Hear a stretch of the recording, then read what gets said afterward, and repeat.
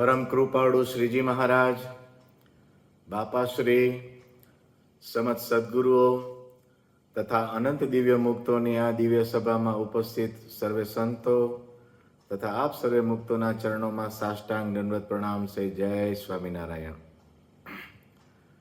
આજે તારીખ 12 જાન્યુઆરી 2025, પોષ સુદ અને 14 રવિવાર. 2 દિવસ રહીને એટલે કે તારીખ 14 જાન્યુઆરીના મકર સંક્રાંતિ, ધનુર્માસની સમાપ્તિ અને સૂર્ય છે મકર રાશિમાં પ્રવેશ. જ્યોતિષ શાસ્ત્રની દ્રષ્ટિએ આ દિવસ મુહૂર્ત અને પછીનો સમય શુભ ગણાય. તો એવો આ દિવસ 2 દિવસ રહીને આવે છે. એ દિવસે આપણે છતેડી ધામે શાકોત્સવ ઉજવતા હોઈએ છીએ હર હંમેશ દર વર્ષે. તો સર્વે હરિભક્તોને એમાં પધારવા હાર્દિક આમંત્રણ. આજે આપની આ જે સત્સંગ સભા, એમાં આજે આપણે અનાદિમુખ શ્રી પ્રશાંતભાઈ સુદાસ સાહેબને સાંભળીશું. તો આવો શ્રી પ્રશાંતભાઈ. સ્વામિનારાયણ ભગવાનની જય, બાપા શ્રીની જય. આજથી દિવાળી પછી પહેલી વખત આ ટેલી સત્સંગ માધ્યમ દ્વારા આપ સૌ સમક્ષ ઉપસ્થિત થયો. સૌને મારા દંડવત પ્રણામ સહિત જય સ્વામિનારાયણ. આ નવા વર્ષમાં એમ વાત મને લાગ્યું કે જે કારણ સત્સંગના સૂત્રધાર એક પુસ્તક રમેશભાઈ સોનીએ જે લખ્યું છે, એમાં બાપાશ્રીની જે જોડે જે બધા મુક્તો પધાર્યા હતા, એ બધા મુક્તોના પ્રસંગો એમણે કમ્પાઇલ કરીને લખ્યા છે. એમાં બધા જે મુક્તો હતા, બાપાશ્રી જોડે ઈશ્વર સ્વામી, વૃંદાવન સ્વામી, હરિનારાયણદાસ સ્વામી, ભગવત સ્વામી, ગુણાતીતદાસ સ્વામી, દેવજીવનદાસ સ્વામી, બ્રહ્મચારી મહારાજ, મુનિ સ્વામી, આ બધા અનંત મુક્તો, એ બધા સદગુરુઓ અને ગૃહસ્થ હરિભક્તોમાં કેસરા બાપા, દેવરાજ બાપા, સોમચંદ બાપા, ભૂરા બાપા, ચતુર બાપા, મનસુખ બાપા, આ બધા મુક્તો પધાર્યા. તો એ બધા મુક્તો વિશે થોડીક વાતો કરીએ. તો એ જ રીતે યાદવજી બાપા, નારાયણ મામા, બેચરભાઈ ગજ્જર, બળદેવભાઈ શેઠ, હિરજીભાઈ ચાવડા, આ બધા મુક્તો હતા. અને એ બધા મુક્તોએ શું સેવા કરી, શું કાર્ય કર્યા, કેવું મહારાજ પ્રત્યે હેત હતું, એ વિશે આપણને થોડી ખબર હોવી જોઈએ. એટલે આજે હવેની જે વાતો જે છે એમાં આશા બાપા, તો એક મુક્તની વાત લઈને થોડી વાતો કરીશું. તો આજે સૌ પ્રથમ એ શ્રેણીમાં મારે વાત કરવી છે. તેમાં સૌ પ્રથમ આજે મને એમ લાગે છે કે હું હિરજીભાઈ ચાવડા વિશે થોડી વાત કરું. હિરજીભાઈ ચાવડા એ બેચર ચાવડાના પૌત્ર હતા.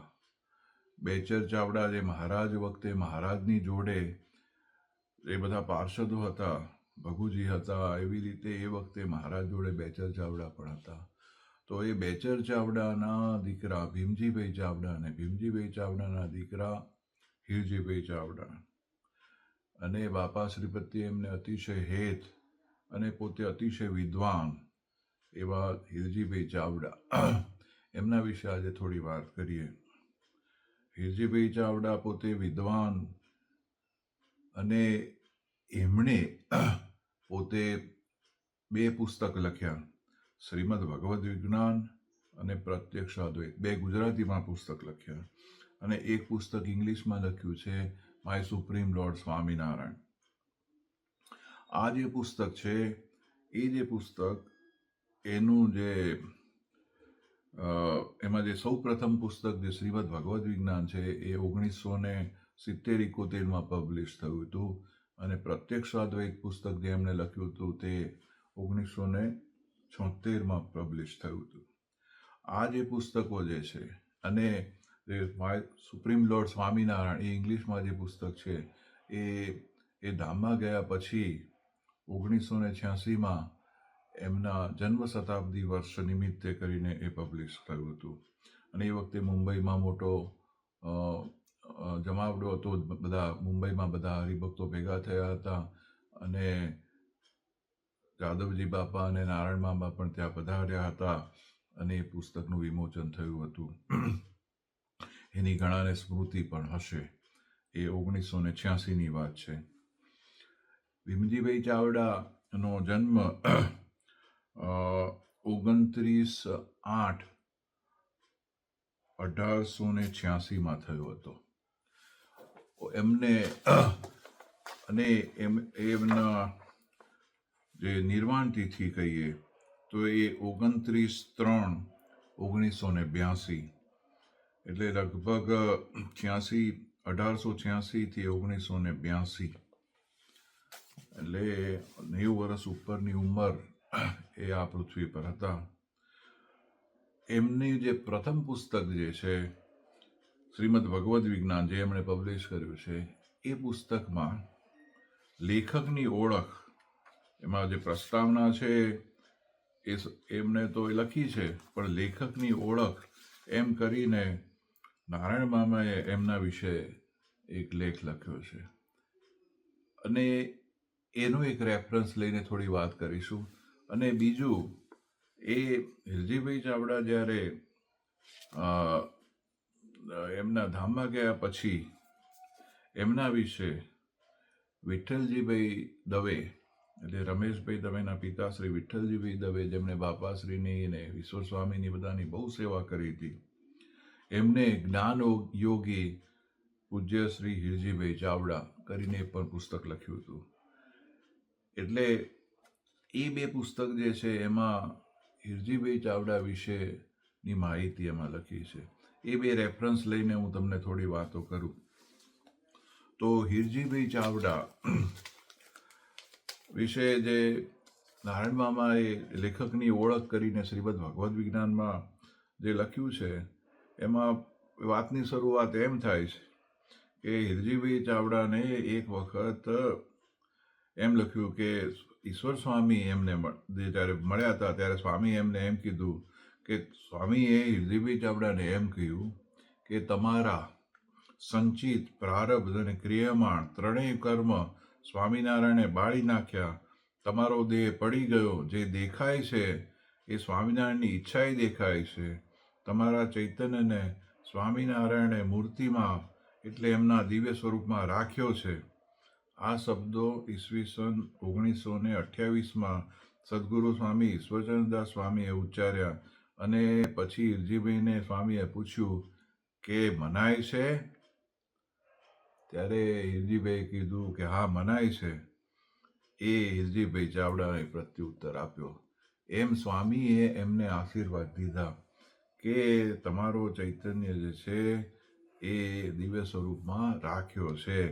એમ મનાય છે? પછી હિરજીભાઈ કીધું હા. તો ઈશ્વર સ્વામી કોણ? તો કે ગોપાલ સ્વામીના શિષ્ય નિર્ગુણદાસ સ્વામી અને નિર્ગુણદાસ સ્વામીના શિષ્ય ઈશ્વર સ્વામી અને પરમ કૃપાળુ સ્વતઃ સિદ્ધાર્થજી બાપા, જેમને ઈશ્વર જેવા ઈશ્વર બાવા કહેતા, એ સદગુરુ ઈશ્વરચંદ્રદાસ સ્વામી આ હિરજીભાઈ ચાવડાના દીક્ષા ગુરુ. તો એ હિરજીભાઈ ચાવડાનો મેં કીધું એમ જન્મ એમાં જેમાં લખ્યું છે એ પ્રમાણે કે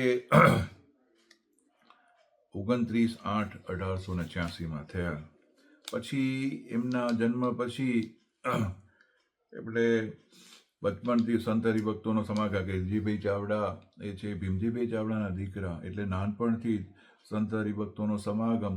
અને 1905માં એમને મેટ્રિકની પરીક્ષા પાસ કરી અને કોલેજમાં દાખલ થઈ અને અંગ્રેજી શિક્ષણની અસરને લઈ અને એ વખતે એમને સ્વામિનારાયણ સંપ્રદાયમાંથી મન ઓછું થયું અને એ વખતે પોતે આર્ય સમાજ તરફ ઢળ્યા.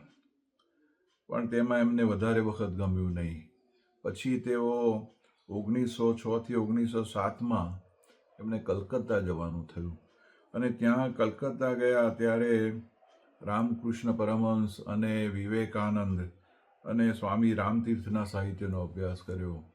પછી એ વખતના જે બધા હતા કેશવચંદ્ર સેન ને એ બધા જે બધા હતા, એમની બધી વાતોનો અભ્યાસ કર્યો અને ગીતાનો પણ એમને બહુ જ અભ્યાસ, અને એમણે ગીતાના 18 અધ્યાયો કંઠસ્થ કરેલા હતા, અને સ્વામિનારાયણ સંપ્રદાયથી થોડા જુદા થયા.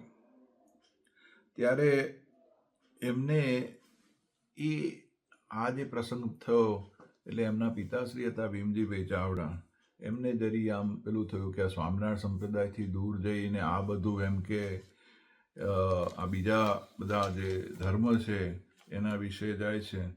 ત્યારે પછી એમને ઈશ્વર સ્વામીને પ્રાર્થના કરી હતી. ત્યારે ઈશ્વર સ્વામી કે તમે એની ચિંતા ન કરો, અમે એનો હાથ પકડેલો છે. પછી એક પ્રસંગ એમ વિઠ્ઠલજીભાઈ દવે જે લખ્યું છે કે સ્વામી કઈ મૂડીના પાટોત્સવ નિમિત્તે ત્યાં આગળ કંઈ ગયા હતા. ત્યારે સ્વામીએ એમને એમના શબ્દોમાં વાંચું તો હિરજીભાઈના ઈસવીસન 1926ની આસપાસ તેઓ પછી મુંબઈમાં સ્થાયી થયા.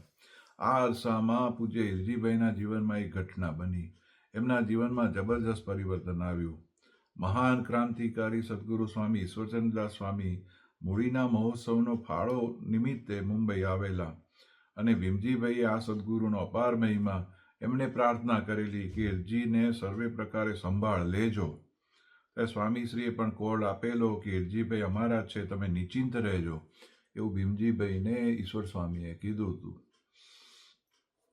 તો એના અનુસંધાનમાં સ્વામી મુંબઈ પધાર્યા હતા. હિરજીભાઈ વખતે મુંબઈમાં રહેતા, અને ત્યારે પછી સ્વામીએ બધાને કહેતા કે ભાઈ ફાળામાં કંઈક પૈસા આપવો, મૂડીમાં મહોત્સવ છે નિમિત્તે.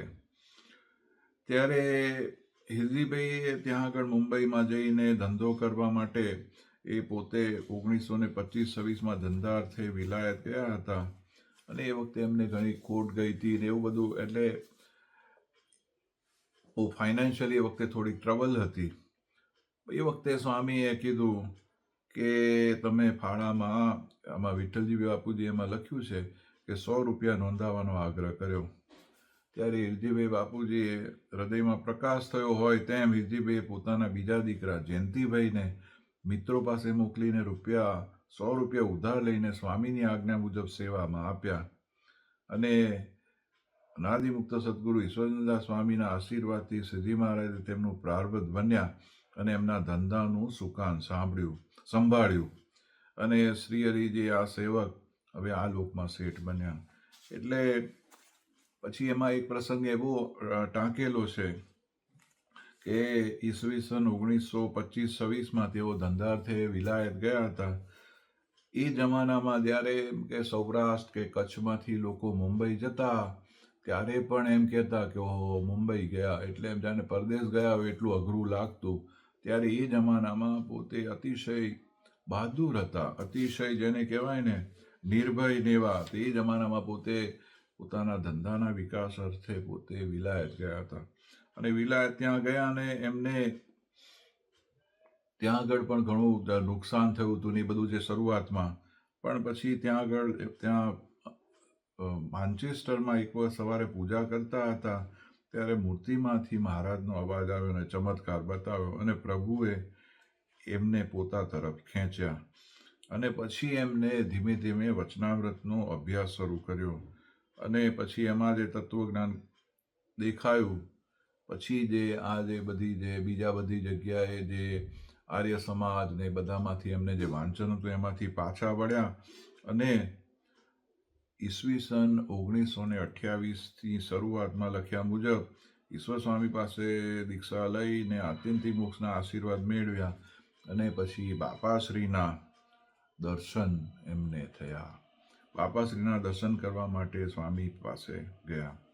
ત્યારે એવી રીતે બાપાશ્રી એમને ના દર્શન ઈશ્વર સ્વામીએ કરાવ્યા, અને એમાં પછી જે બીજા જે પ્રસંગો એમને જે ટાંક્યા છે, વિઠ્ઠલજીભાઈ દવેએ જે લખ્યા છે એ જે પ્રસંગો છે, એમાં પોતે એમ લખ્યું છે બધું કે એમના જે હિરજીભાઈ ચાવડા સાથેના જે સંસ્મરણો છે એ ટાંક્યા છે, એ આપણે પછી વાત કરીએ.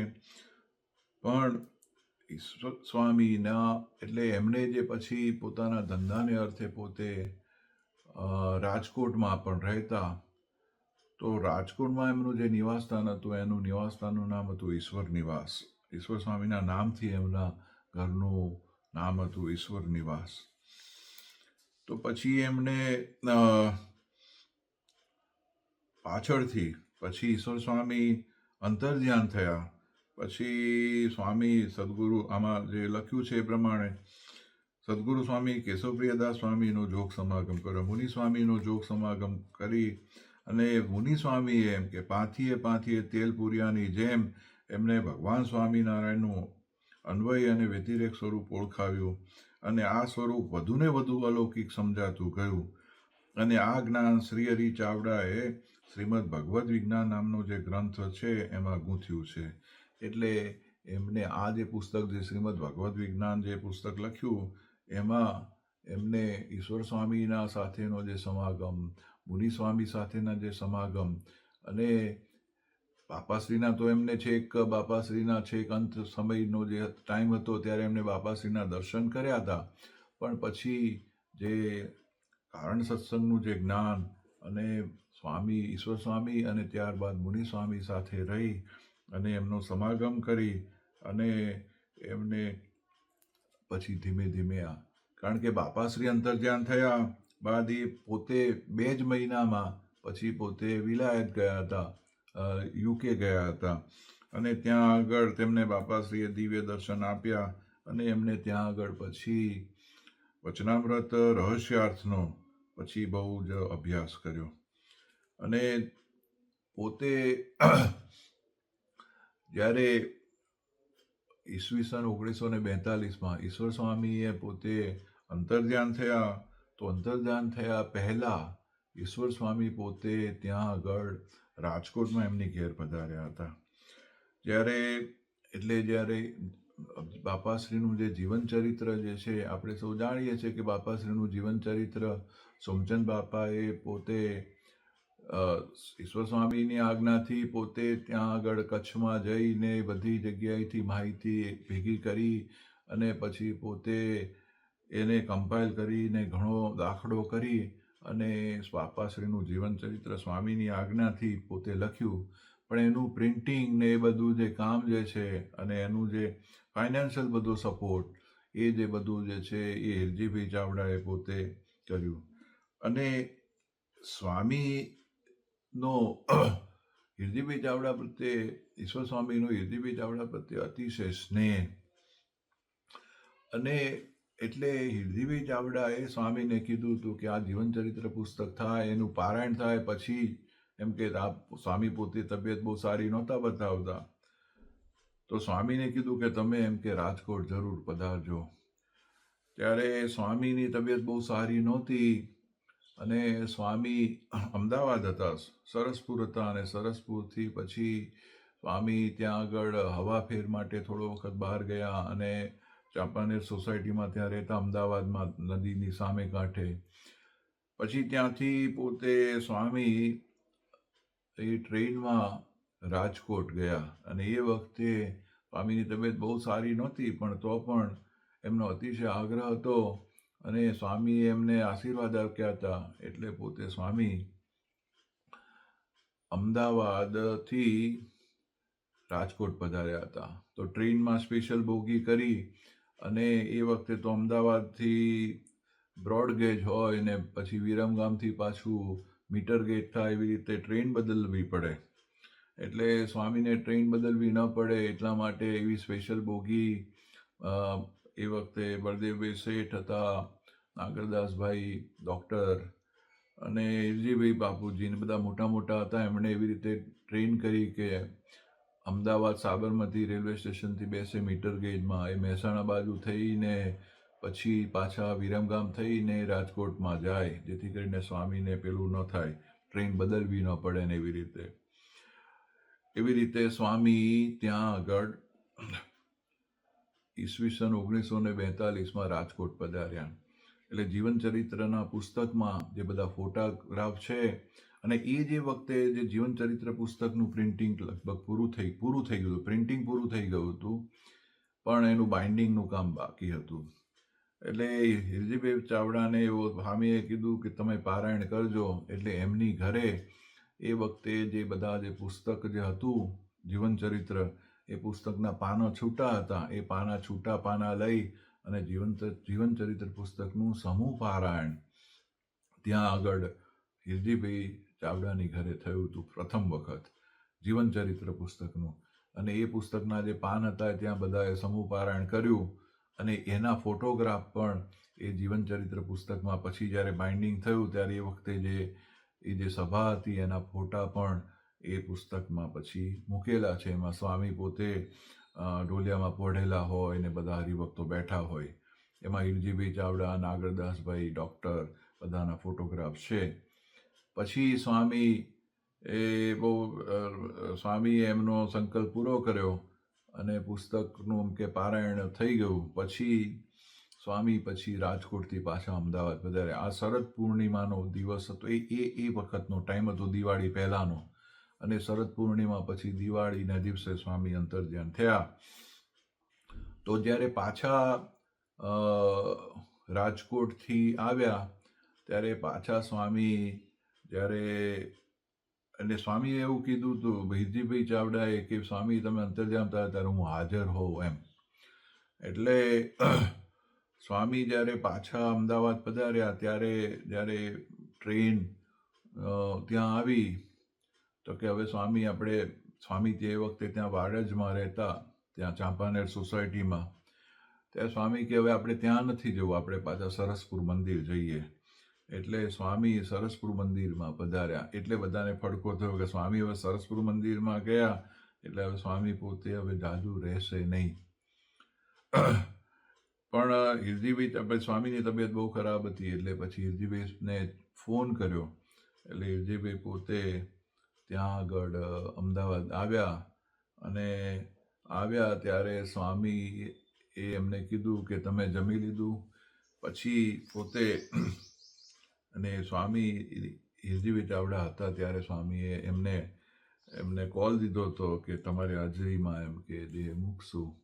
એવી રીતે હિરજીભાઈ ચાવડા સ્વામી પ્રત્યે અતિશય સ્નેહ હતો. અને પોતે સ્વતંત્રપણે એમણે દેહ મૂક્યો હતો. અને એની વાત પણ એમને વિઠ્ઠલજીભાઈએ પોતે આમાં ટાંકી છે કે જ્યારે એમને 1982ની સાલમાં જ્યારે દેહ મૂક્યો ત્યારે પણ એમને આગલા દિવસે બધાના પોતાની પૂજા અને બધું જે છે એ બધાને વહેંચી દીધું અને સ્વતંત્રપણે જે દેહ મૂકે એવું એમને બહુ જ. અને બીજું વિઠ્ઠલજીભાઈ બાપુજીએ એમના જે પ્રસંગો છે એમની સાથેના એમના વિશે પણ એમને થોડુંક આપણે વાત કરીએ તો એમણે જે લખ્યું છે કે વિઠ્ઠલજીભાઈ દવે એ પોતે પહેલાં ભુજ રહેતા અને બાપાશ્રીની સેવામાં અને બ્રહ્મચારી મહારાજની સેવામાં રહેતા. એ આપણને ખબર છે કે વિઠ્ઠલજીભાઈ દવે ત્યાં રહેતા એ વખતે ભુજમાં. અને જ્યારે બાપાશ્રીને જ્યારે 73-74માં સંવંતમાં જ્યારે મોટો મંદવાડ ગ્રહણ કર્યો ત્યારે પણ એ પોતે ત્યાં હતા. અને બાપાશ્રી અંતર્ધ્યાન થયા ત્યારે પણ વિઠ્ઠલજીભાઈ બાપુજી ત્યાં હતા. એટલે વિઠ્ઠલજીભાઈ એનો પણ બાપાશ્રી જોડેનો બહુ લાંબો. પછી તેઓ ભુજથી પોતે રાજકોટ રહેવા આવી ગયા હતા વિઠ્ઠલજીભાઈ. ત્યારે પછી ઈશ્વર સ્વામીએ હિરજીભાઈને એમ કીધું હતું કે તમે આ વિઠ્ઠલજીભાઈ જે છે એ બાપાશ્રીના બહુ હેતવાળા છે, એમનું એમ કે તમે ધ્યાન રાખજો એમ કે. અને એ વખતે હિરજીભાઈનો પોતાનો જે વ્યવહાર હતો, પોતે શેઠ અને એમનો વ્યવહાર બહુ સારો. અને એમની ઘણી બધી જગ્યાએ પોતે ફેક્ટરી અને જે શું કહેવાય એના બધા કાલા કપાસનું ને એનું બધાનું બહુ મોટું કામ હતું. તો એ વખતે હિરજીભાઈને સ્વામી ઈશ્વર સ્વામી એ વખતે રાજકોટ પધાર્યા હતા. અને સ્વામીએ કીધું કે તમે આ વિઠ્ઠલજીભાઈનું તમે એમ કે ધ્યાન રાખજો.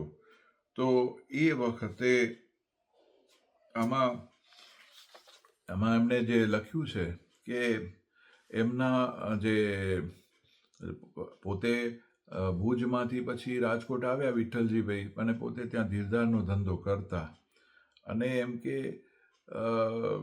માસિક એમ કે રૂપિયા એમને વિઠ્ઠલજીભાઈ પોતે એમાં લખ્યું છે તો એમ કે ભાઈ 200 થી 250 રૂપિયાની ઉપર થવા લાગે અને માસિક ખર્ચ એમ કે 50 રૂપિયા હતો અને પોતે શેઠ હતા એમ વિઠ્ઠલજીભાઈ. તો એમ કે વિશ્વસ્વામીએ કીધું કે તમે એમ કે તમારું એમ કે બિયાવરમાં જે તમારું જે સેટઅપ છે ત્યાં આગળ તો ત્યાં આગળ આમને મોકલો. તો કે વિઠ્ઠલભાઈ તો શેઠ માણસ કહેવાય એમ કે ત્યાં આગળ બિયાવરનું કારખાનું કે તમે એને સોંપી દો. તો સ્વામીની આજ્ઞા હતી ત્યારે વિઠ્ઠલજીભાઈ કે મને એમ થયું કે મને તો એમ કે ત્યાં બિયાવર તો કેટલું છેટું કહેવાય અને એમ કે ત્યાં આગળ એટલું મને તો કે અંગ્રેજી આવડે નહીં તો એમ કે હું કેવી રીતના ત્યાં જઈને કરું, પરદેશ કહેવાય બિયાવર તો એમ કે. ત્યારે પણ એમ કે એ વખતે હિરજીભાઈએ સ્વામીની આજ્ઞાથી કીધું કે તમે જાઓ, જરૂર એમ કે જાઓ. અને પછી તેઓ પોતે ઈશ્વર સ્વામીની આજ્ઞાથી પોતે એમ કે હિરજીભાઈ કેમ કે મારા ગુરુ ઈશ્વર સ્વામી છે ને વિઠ્ઠલજીભાઈ કે તમારા ગુરુ ઈશ્વર સ્વામી છે તો આપણે એમ કે ગુરુભાઈ થયા. તો એમ કે તમે ત્યાં આગળ જાઓ. અને પછી ત્યાં આગળ ગયા અને એમ કે વિઠ્ઠલજીભાઈ એમાં એમ નોંધે છે કે હું ત્યાં આગળ ગયો, બિયાવરની ઓફિસમાં મેનેજર બન્યો અને એમ કે બધું ત્યાં આગળ જેમ કામ ચાલુ કર્યું અને એમ કે ત્યાં આગળ ઊનનો વેપાર જે હતો એ પોતે લીધો અને એ બહુ જ મોટો વેપાર થયો અને પોતે કશું જ ખબર નહોતી એ ધંધા વિશે. અને સ્વામીના આશીર્વાદથી એક મેનેજરમાંથી પોતે કેરિયર એ રીતે એ વખતે ચાલુ કરી અને એ પોતે એમને એમાં ટાંક્યું છે કે ઓલ ઇન્ડિયા વૂલ ટ્રેડ ફેડરેશનના એ ઓલ ઇન્ડિયાના પ્રમુખ પોતે થયા હતા. એટલે સ્વામીના અતિશય પેલાથી આશીર્વાદથી એમને હિરજીભાઈને અને વિઠ્ઠલજીભાઈ દવેને આવો પ્રસંગ એ વિઠ્ઠલજીભાઈ એમાં ટાંક્યો છે. અને હિરજીભાઈ પોતે એમનું શરીર બહુ સારું અને પોતે શરીર સ્વાસ્થ્ય માટે અતિશય ચીવટવાળા અને યોગાસનો અને યોગી ક્રિયા હંમેશા નિત્ય કરતા. એટલે આમાં જે નારાયણ મામાએ જે આ પુસ્તક લખ્યું છે એમાં પણ એમને ટાંક્યું છે કે લેખકે એટલે હિરજીભાઈએ અષ્ટાંગ યોગના આસનો પ્રાણાયામ એ બે અંગનો સારો એવો અભ્યાસ કર્યો હતો. અને કારણ કે આ જ્યારે પુસ્તક લખ્યું ત્યારે 1971ની વાત છે, ત્યારે તો હિરજીભાઈ પોતે આપણું ત્યારે હતા એટલે એમ કે હજી પણ એમનો એ અભ્યાસ ચાલુ છે. અને બાકીના 6 અંગોનો એમનો અનુભવ એમ કહે છે કે એમના જ્ઞાનના પરિણામો હોય ને પરબ્રહ્મ સ્વામિનારાયણના સ્વરૂપના લક્ષાર્થ જ્ઞાને કરીને આપોઆપ સિદ્ધ થઈ જાય છે. તો લક્ષ્ય જે શ્રી સ્વામિનારાયણ તેમના સ્વરૂપના યથાર્થ સંબંધમાં જ અખંડ સમાધિ થાય છે. આ સ્થિતિમાં કોઈ આવરણ કે વિઘ્ન નથી નડી શકતું. આ પરમ તત્વ આ ગ્રંથમાં સ્પષ્ટપણે જણાવ્યું છે. એટલે એમણે જે આ ગ્રંથ લખ્યો છે એની વિશે મામા એમાં ટાંકીને વાત કરે છે. એટલે પછી અંતમાં મામા એમ લખે છે કે બેચર ચાવડાનું જેવું શૌર્ય ભર્યું જે હતું એમનું એવું જ એમ કે હરિ ચાવડાના નસમાં પણ વહ્યું હતું. એટલે જ્યારે આ પુસ્તક લખ્યું ત્યારે એ 86 વર્ષના હતા પણ એમ કે 86 વર્ષના અવધૂત યુવાન છે. જેમ ગોપી જેમ કાન લ્યો ક્યાન લ્યો કરતી તેમ શ્રી હરિ ચાવડા પોતે તેમ હરિ ચાવડા પોતે શ્રીમદ ભગવદ્ વિજ્ઞાનમાં ખુલ્લે ખુલ્લું કયા વગર રહી શક્યા નથી. એટલે વિજ્ઞાનમાં હંમેશા પ્રશ્નોનો અવકાશ રહે છે. એટલે એમ કે હરિ ચાવડા એને એમ કે તમારે પૂછવું હોય તો પૂછશો એમ કરીને મામાએ આમાં એમના વિશે લખ્યું છે. એટલે જે હિરજીભાઈ ચાવડા વિશે આજે થોડી ઘણી વાત કરી. અસ્તુ. જય સ્વામિનારાયણ. હવે પછી એવી જ રીતે આશા બાપા, ચતુર બાપા, ભૂરા બાપા એમના વિશે થોડી વાત એમના જીવન વિશે એટલે થોડી આમ જેટલી વાત મને ખબર છે અથવા જેટલી અવેલેબલ છે એ બધી વાતો આપણે હવે પછી જુદા જુદા મુક્તોને લઈને કરીશું. અસ્તુ. જય સ્વામિનારાયણ. ખૂબ ખૂબ ધન્યવાદ શ્રી પ્રશાંતભાઈ. અનાદિમુખ શ્રી હિરજીભાઈ ભીમજીભાઈ ચાવડા એમના જીવન વિશે વાત કરી. અને જ્યારે હિરજીભાઈ ભીમજીભાઈ ચાવડા વિશે વાત કરીએ ત્યારે ઈશ્વરચંદાસ સ્વામીને યાદ કર્યા વગર કેમ ચાલે? તો સદગુરુ શ્રી ઈશ્વરચંદાસજી સ્વામીને પણ યાદ કર્યા, એના પ્રતાપની વાત કરી. તો ફરીથી ધન્યવાદ શ્રી પ્રશાંતભાઈ. હવે આપણે મુનિ સ્વામી શ્રી કેશવપ્રિયદાસજી સ્વામીની અમૃતવાણી સાંભળીશું, એમના આશીર્વાદ લેશું અને ત્યારબાદ 2 મિનિટની ધૂન કરી આજની આપની આ સભાની પૂર્ણાહુતિ કરીશું. સહજાન સ્વામી મહારાજની જય, બાપા શ્રીની જય, સદગુરુ શ્રીની જય, સ્વામિનારાયણ ભગવાનની જય.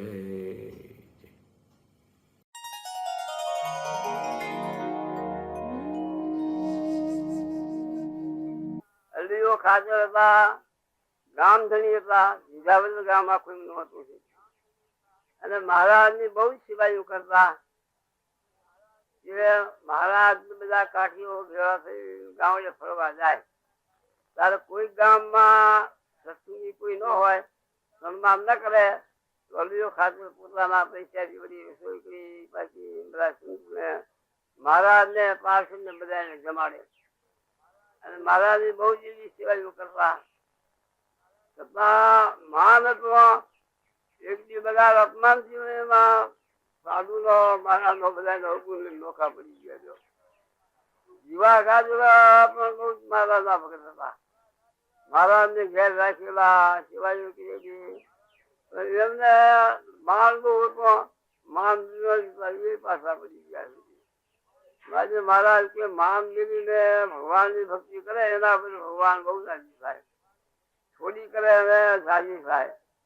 માન છે ઝેર જેવું છે. બધા મુક્તાન ને કીધું કે સાધન સુધી માન બગાડે પડવી છે. જેમ ભર્યું પછી સાકર માં અહીં ઝેર જો. દૂધ ને સાકર સારા હોય અમૃત જેવા, પણ સતની બહાર પડે તો ઝેર થઈ જાય. જેમ ભગવાન ની ભક્તિ કરીએ, ભગવાન ને રાજી કરવા સેવા કરીએ, તપ કરીએ, એ રીતે આપણા જીવનો મોક્ષ થાય. પછી એમાં માન આવે તો માન થી બગડી જવાય છે કામ. મારી માન દીધી ને ભગવાન ને ભજવા એ ખરું છે. મારા કે સાધુ ને તો નિર્માની પડે મળ્યું. સાધુ ના માન દેવું, બીજાને માન આપવું અને પોતાને માન ન રાખવું.